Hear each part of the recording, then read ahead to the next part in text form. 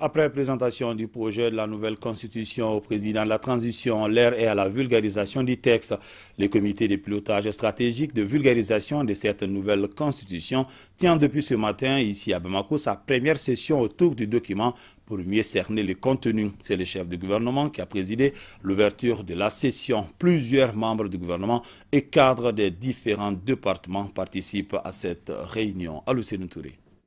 Le comité de pilotage de vulgarisation de la Constitution est composé de tous les membres du gouvernement et de certains services centraux. Il a pour rôle de faciliter la compréhension de cette Constitution afin d'en faciliter la vulgarisation auprès des citoyens. Il se réunit pour la première fois pour donner suite aux instructions du chef de l'État demandant une large diffusion du projet de texte. Après la remise officielle du projet de Constitution finalisé, le président de la transition, chef de l'État, son Excellence le colonel Assimi Goïta, dans l'élan d'un engagement infaillible de donner corps aux conclusions des Assises nationales de la refondation, a instruit le gouvernement, lors du Conseil des ministres du 1er mars 2023, de procéder à sa large vulgarisation auprès des forces vives maliennes de l'intérieur comme celles établies à l'extérieur. Dans le cadre de l'exécution de cette instruction, un comité de pilotage pour la vulgarisation du projet de constitution fut créé par un décret de M. le Premier ministre et placé auprès du ministère de la Refondation de l'État. Ce comité comprend 2 organes, une commission d'orientation stratégique et une cellule de coordination.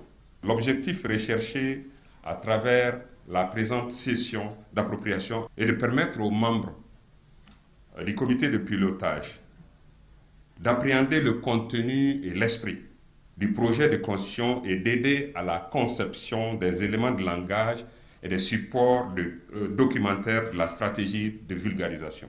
L'exposé des experts sur les innovations majeures contenues dans le projet de constitution a permis aux uns et aux autres de mieux s'approprier le texte et de peaufiner les arguments en direction de chaque groupe social en vue de son adoption.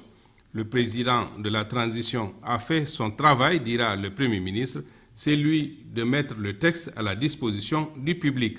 Le gouvernement s'évertuera quant à lui à développer les argumentations en faveur d'une plus grande adhésion des masses à ce projet. Le projet, je ne dis pas que c'est le Coran, mais nous devons le prendre comme tel. Seul le président qui en est l'initiateur peut apporter des modifications avant de soumettre le document à la révision. Donc on nous a donné un produit fini, nous devons l'approprier. Ceux qui ont des observations, ils peuvent le dire, ils vont être communiqués au président.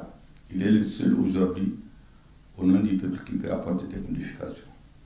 Pour le reste, je vous encourage tous à vous approprier ce texte-là. C'est un texte fondateur de la nouvelle République du Mali. C'est un texte de refondation. Mais la refondation, c'est avec des hommes dans un pays concret pour des objectifs précis.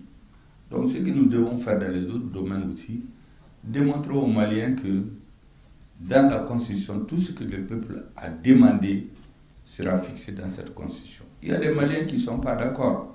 C'est leur droit, on est en démocratie. Notre rôle, c'est de nous battre pour expliquer au maximum de Maliens pour que démocratiquement cette Constitution passe. C'est ce que le président attend de nous. Lui, il a fini son travail. Il lui reste juste le décret à prendre. Ce décret, il va le prendre en temps opportun et fixer la date des élections. Mais avant ça, tous les Maliens doivent le connaître. Parce que ce qu'on a fait depuis le début, c'est de faire en sorte que tout ce que nous faisons soit approprié, accepté, partagé par tous les Maliens. Les échanges entre l'assistance et les experts ont permis de relever des points à éclaircir et des recadrages à faire dans l'élaboration des éléments de langage à la disposition des membres du comité stratégique de vulgarisation.